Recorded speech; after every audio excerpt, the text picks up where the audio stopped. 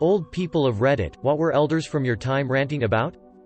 The bands that I got into trouble for listening to, Van Halen, Def Leppard etc., are now background music at Walmart, the Up store.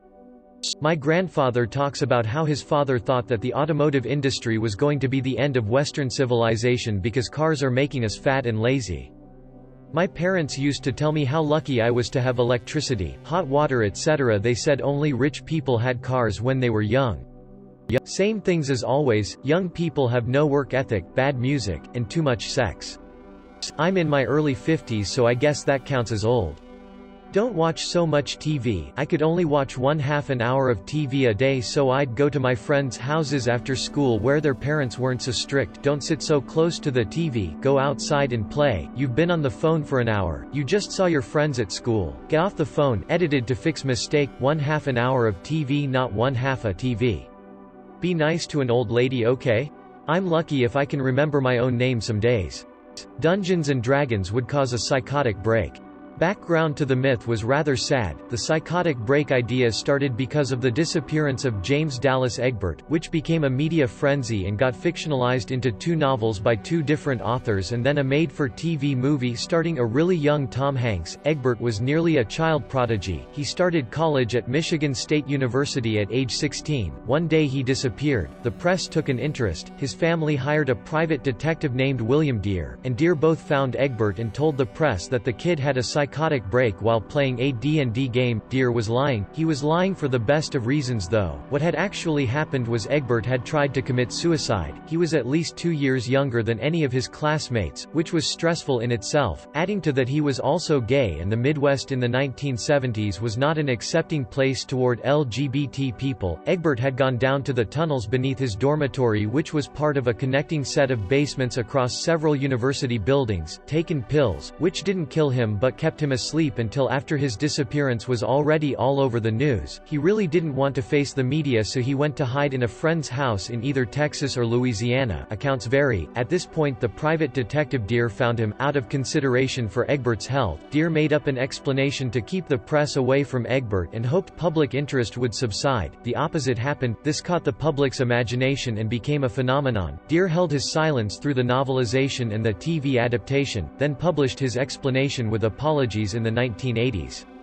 Deere's timing was again for the best of reasons. He didn't want to muck up again and draw any more attention to a profoundly depressed young man. He also made a promise to Egbert to keep silent. Egbert committed suicide at age ~22-17. Deere did his best to set the record straight after Egbert's death, but the game was stigmatized in the public imagination by that time. Egbert wasn't a LARPer and there's no hard evidence he ever played D&D. There had been a gaming magazine in his dormitory when he went missing, and gaming options were really thin in 1979. That and the fact that he had gone lost in the tunnels were it.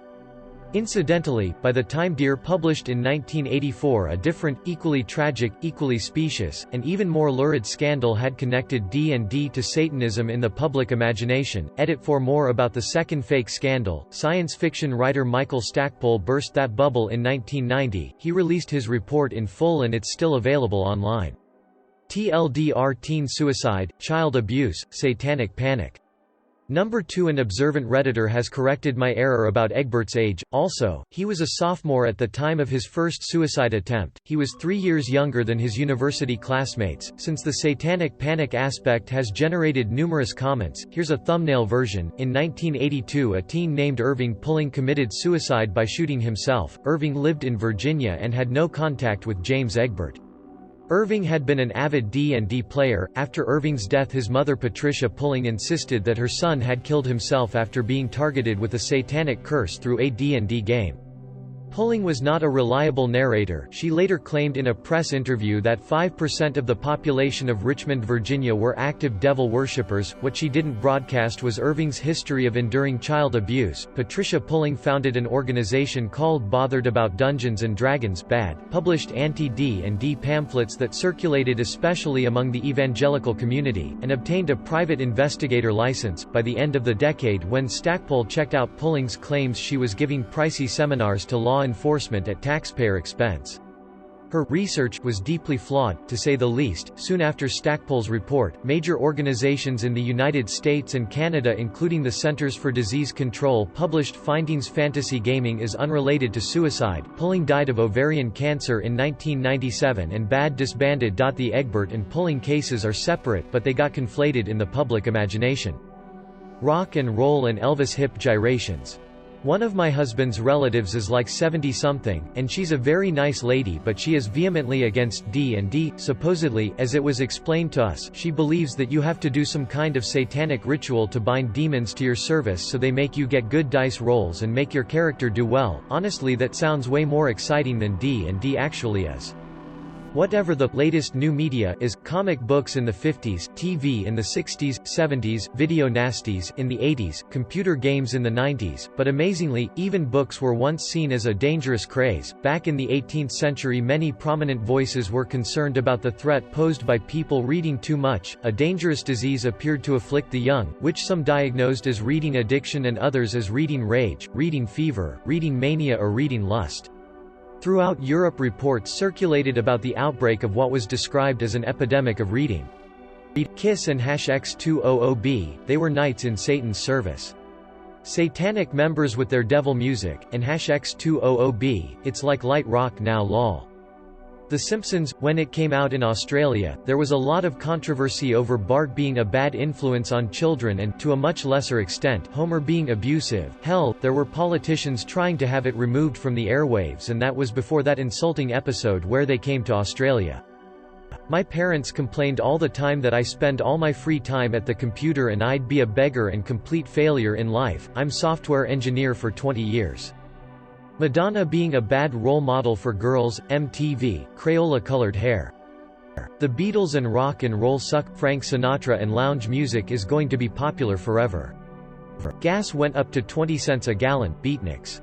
Oh garbage. I was looking to read answers from the 50s, 60s, and maybe 70s, and nope, I'm the audience for this question.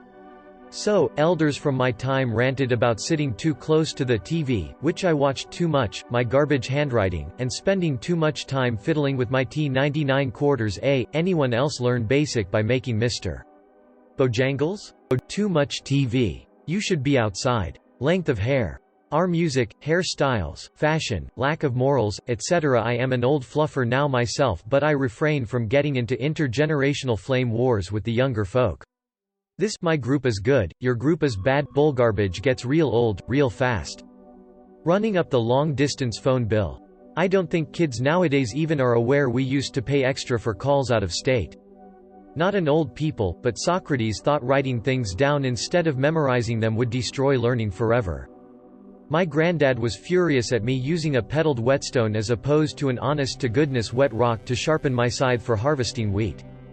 Heavy metal. D&D. Too much TV, smoking, skateboarding. You're 14, get a job. I don't think of myself as old, exactly 48, but I remember my grandparents born in the 1910s calling the music of the 60s, 70s and 80s, noise. And when I listen to the music from their era it is different, and I feel sad. Their music wrapped between world wars tried to be happy but always seemed mournful, like their generations couldn't forget what they couldn't forget. Some folks born in the 40s and 50s changed that in the 60s and 70s, they didn't change the world, but they sure gave us some great music.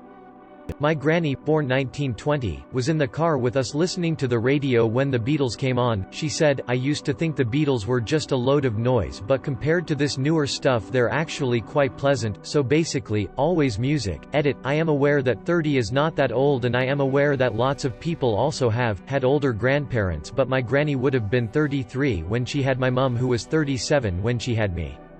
Us young folks with older grandparents are not the norm. I can't find the thread, but I do remember reading about someone whose grandma, I think, distrusted books, specifically novels, fiction, because they would encourage people to live in fantasy worlds instead of the real world. Edit. Thank you to you, Deeporange, for finding the thread. It was the guy's grandpa. My bad. Also, this is now my most upvoted comment. Not much of an elder myself, but this quote from around 2,100 years ago always made me laugh. Times are bad, children no longer obey their parents, and everyone is writing a book. Marcus Cicero, 106–46 BCEDIT, so, thank you for the gold. I don't know if it's deserved since the quote isn't mine, but I'll accept it anyway lol. The only thing I ever heard my maternal grandfather rant about was the length of men's hair. Other than that, my grandparents never ranted. All four of them had tons of cool stories to tell. My paternal grandmother died shortly before my 5th birthday, so I didn't get to hear much of hers, but I remember. I miss hearing about the old days from the rest, and even stories from the war. I'm now in the process of writing them all down for my kids.